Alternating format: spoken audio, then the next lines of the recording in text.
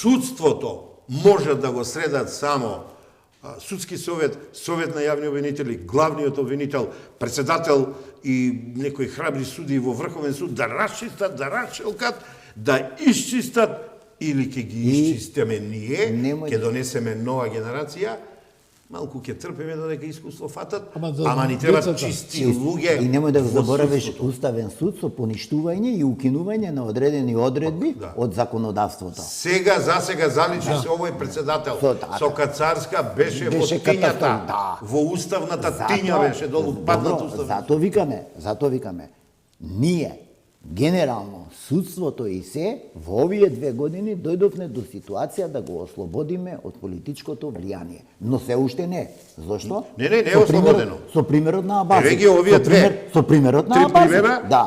Они, знаеш кој работат? Ја и ти сме продукти од социјализмот, комунизмот. Ти ги знаеш специјалните телефони.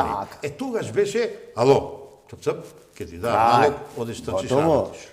Сега не. Сега работат со тие нивни платформи, ги се кријат, а овие од калето се ги снимат, па ги уценуваат на таа. Јасно е.